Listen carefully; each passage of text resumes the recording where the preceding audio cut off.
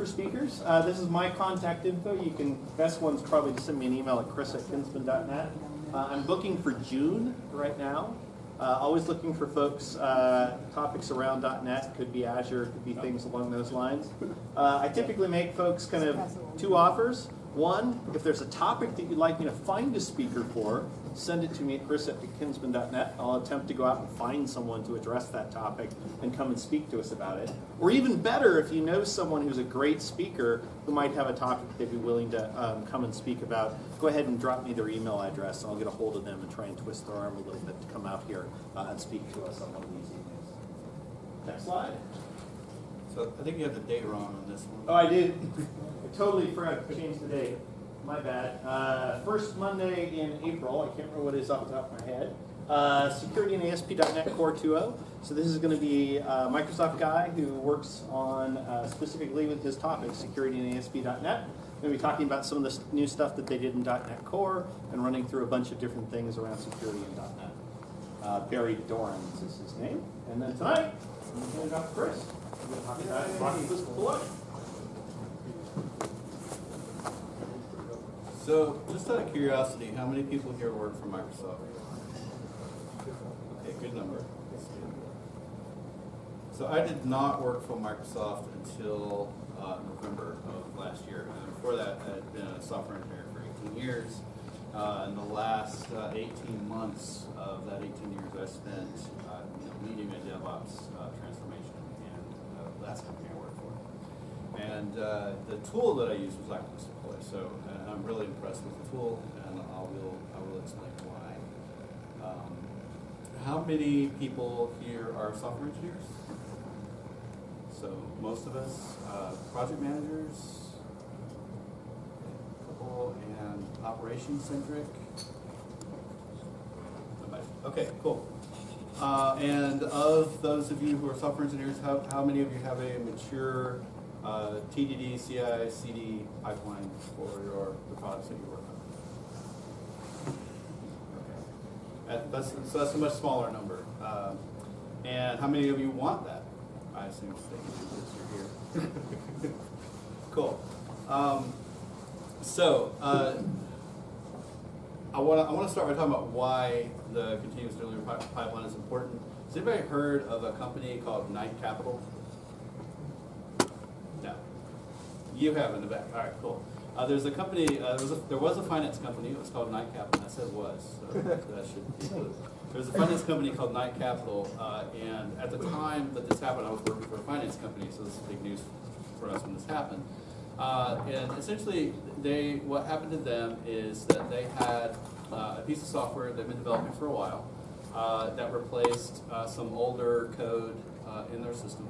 And when it came time to release, they had 8 servers that had to deploy to. And so they got some guy, after hours with a zip file and a text editor who's logging into these various servers and he's extracting bits and editing config files. Has anybody here done that? Have you released stuff that way? Yeah. And so he had 8 servers, and he deployed the code correctly to 7 servers. And so the next day, when the trading day started, they weren't very long in business before they got a call from Bloomberg. And if you don't know, Bloomberg is the company that runs the wire that the majority of trading in the United States actually happens on.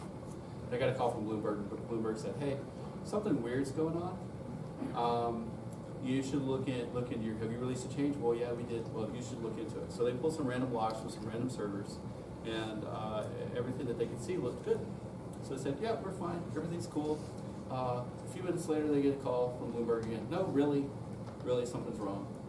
And they pulled some more logs from some more random servers, and everything looked good. So no, everything's fine. And then a few minutes later, Bloomberg just shuts them off the wire completely. It's like, okay, you've got the rest of the day to figure it out.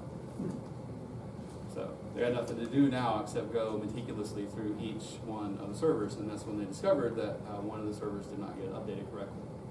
So when messages were flying back and forth between these servers, and they landed on, we'll just say 1 through 7. I don't know which one had the problem, but we'll just say when the servers 1 through 7, those messages landed, everything was fine. Like all the testing, all the stuff that they did before they got to production was successful and worked exactly the way they expected it to. But when those messages landed on the 8th server, a completely different execution path happened. Now, what you may not know about financial services firms is if you make a trading error, you're liable for it. Like your customers, it's their money. Like they're not responsible for your trading error. So like whatever you pay, whatever you screw up, you're liable for. And if it's a trading error in your favor, then you actually are required by federal law to donate the gain to charity. So it's a pretty big deal to make trading errors. So the company this day was worth $380 million all in. Like if you had that in your pocket, you could go in and buy the company. So in the half an hour that they were in business, they lost $450 million. So this continuous deployment thing, it's not really about, I mean, it is about speed.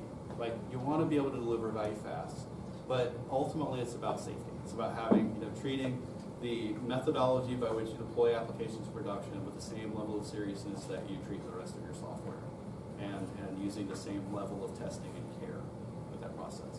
So ultimately it's really about safety, and the consequences can be dire.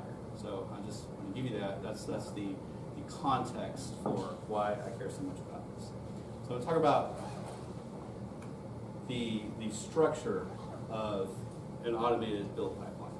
So most of us are software engineers. So basically, I assume everybody's working with source control. Please tell me there's nobody here who's not working with source control. Thank you. So I have worked for places where I had to introduce that. So the way this works is you make your commit. The continuous integration server picks up your commit. It's going to compile your code. It's going to run your automated tests. I'm just going to assume that everybody here has automated tests for all their software. And then assuming that the automated tests pass, then it will produce a package with the bits. So this might be a zip file. In the case of Octopus deploy, it's actually a NuGet package. In different deployment technologies will package up the software in different ways, and so the generic term is just a package, right? So you produce the package, and then your automated deployment system is going to pick that up, and if it's fully automated, it'll say, okay, I've got this new package, and it'll just immediately throw it into your dev environment. You don't have to do that. I mean, you can certainly say, I want to choose the moment when I'm throwing it in my dev environment. But the idea is that my deployment code is also code. A lot of times it lives in the repo with the rest of your code. And I'm going to exercise it as soon as my build finishes. And then from there, I'm going to use the same code to then promote that package from development to test, into staging and production. And so this enables all sorts of various scenarios. In the company that I worked for, every individual developer had their own environment with their own complete copy of production. The team that they worked on had a separate team environment that had a complete copy of production. And then all the teams together had an environment where they could pull 100 plus applications together and verify that all the changes that all the teams have been working on are going to work, and then finally get into production. They were getting ready to do, have multiple production environments so we could deploy to the one that is not active, and then just switch our load balancers to point to where the deployment was, so we could actually test the deployment and validate it in production before we cut over to it live. So, but you can only do that if you have this sort of automation in place. So are there any questions about just sort of the pipeline itself, like the general concept of what this looks like? No. Okay, cool. All right. So Octopus deploy, because technicians are funny, uses a concept of a tentacle, which is basically an agent that you install on all the various machines that you would like to deploy to. And it began life as it's a .NET application. So Octopus is a company. They write in C#. They target Windows, as their deployment ecosystem. But now that .NET Core is spreading into Linux systems and so on, they also are spreading their tentacles into other OSs. So in the early days, they only supported Windows service-based, agent-based deployments, and these days they're adding in SSH-based, zip file-based deployments for other operating systems and other technologies such as Java, Ruby, etc. So, but the basic idea is that every machine that is a deployment target gets registered with a central Octopus server that knows about that machine. And then you have a project that defines the deployment code, and the machines themselves are associated with the environments that they're in. So then you execute the deployment code. The agent will then pick up the bits that it needs to install and run all that code locally on the box. So the agent needs kind of admin rights to the box. The Octopus server doesn't have those rights. So you can't really, it's a secure mechanism because you can't manipulate the agent except through, it's going to blindly execute, the code that you give it. Okay, so that doesn't sound very secure. But the secure part is that nobody can get access to your bits or your configs, or like if you've got passwords or certificates or anything like that that are part of your deployment. Nobody can get access to that unless they can get access to your box or unless they have admin rights to the server. So this is the basic architecture of the system. And that's all I have for slides. Is there any questions about this? And yes? Is it open source? Or, It is not open source. There are open source pieces. It is a paid product. I think the base license starts at about $750 a year, but there are pieces of it that are open source. Before Octopus Deploy, we were using a tool called Chef, and there's a lot of the code for Chef is open source, there's some extensions that people have built for Octopus that are also open source, and sort of the difference between the way Octopus approaches this the community from some of the other ecosystems is that they host a global repo that has all of the various extensions in it. And so if you would like to contribute an extension, you can contribute it as a pull request to a repo that they own. And they actually monitor that and they code review it and make sure it's up to their standards before they accept it. But then it's actually tied into all of the Octopus servers worldwide. If it passes their review, then it's immediately available for anyone to use the product. does it have any overlapping functionality with Jenkins? So I can't answer that specifically about Jenkins. I know that they added, in version 4, they added the ability to deploy Java code. So they support like Maven repositories and things like that, but as to Jenkins specifically, I'm not sure. What I will say is that the extension model within Octopus Deploy is PowerShell. So anything that you can do in PowerShell, you can build customized extensions for yourself within your instance of Octopus. So if you can write PowerShell code to talk to third-party systems, which I've done, then Octopus can execute that code as part of your release. Good questions, thank you. Anybody else? Before we move on? Cool. So close this. You mentioned here servers. I'm assuming it supports AWS and Azure as well, right? Yes. It's because it started life in the Windows world.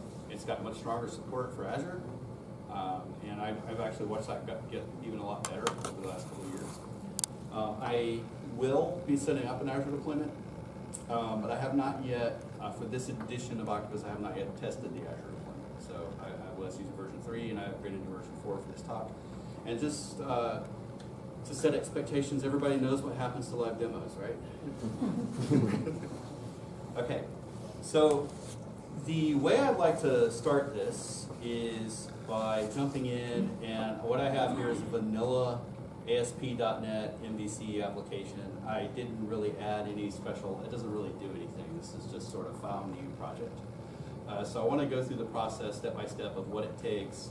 You know, I have my app. What does it take to actually package this thing up and get it into Octopus Deploy so I can work with it? So the very first thing that you need to do is add a NuGet package. Let's see, and I did verify that I was on the network before I did this. It's called Octopack. Octopack is built on top of NuGet. So it's basically their customized set of extensions for NuGet. The critical difference between what Octopack does and what NuGet does is it doesn't really, Octopack doesn't really deal with dependencies. So if you have like dependent applications, it's not going to create sub-packages and sub-packages. And if I try to install my application, it's not then going to go out like NuGet does and find all the other applications and install those too. So it's basically using you know, the NuGet API as a way of tracking the versions of packages that are available, and which ones are beta, which ones are released, etc.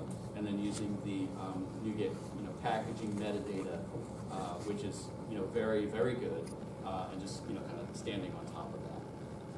So when I installed this package, some things happened that are important, and they mostly happen in here. So what I'm going to do is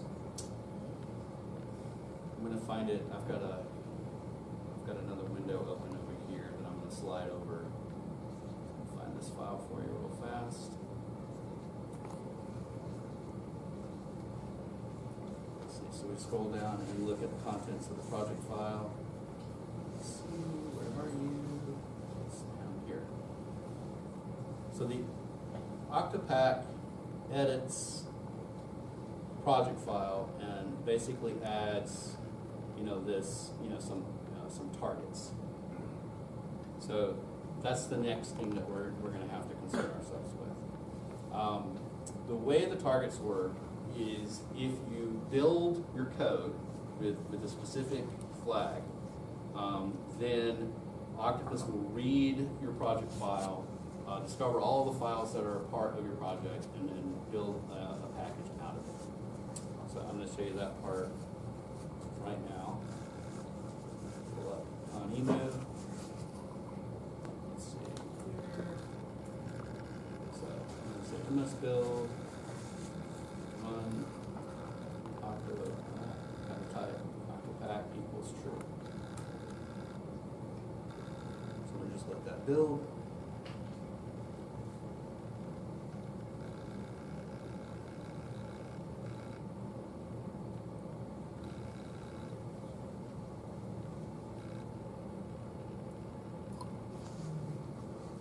And you can see all those messages, Octopack, added file, not added file.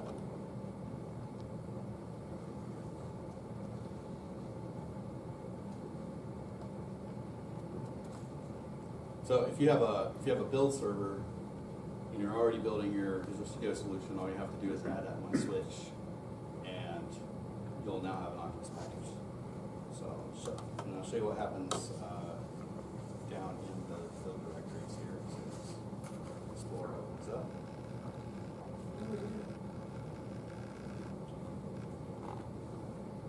All right, so we go down into the object directory. We have two new folders. The first one is called Octopack, and I'm just going to show you that it's got a NuGet package in it. And if I look at the contents of this package, see, now that's something I didn't do for myself. Yeah, here we go. And you see it has all the files that are part of the website. I've got all my DLLs, my configs, and so on. And in the Octopacking folder,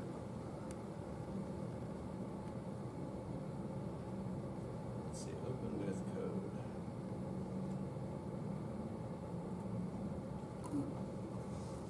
We get this new spec file, which is generated from our project file.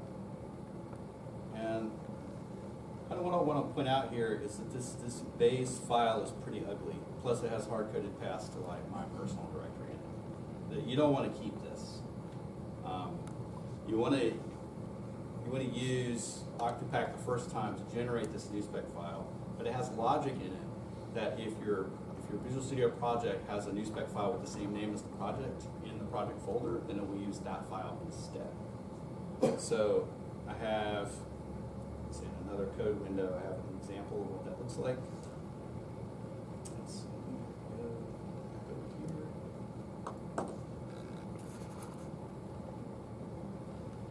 here. So you see, this is much more concise about what gets included in the package. So, you know, and at this point, this file isn't going to be changing every time I rebuild. So if I add some new scripts or whatever, I've got the entire scripts folder, so it's just going to show up in my package. So, you know, that new spec that it generates is a really nice starting point, but you really want to end up at something a little more pattern-based, and save yourself a lot of work. And then this version of the new spec is the thing that would get checked in the source control.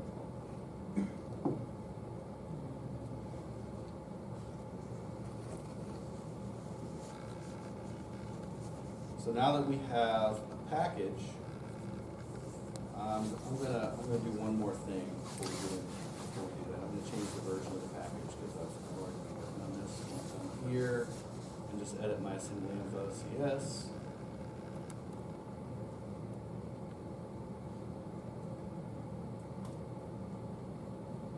Back to conemu and run that command again. So does anybody else use conemu? Like, just out of curiosity, it's like my favorite Windows shell ever.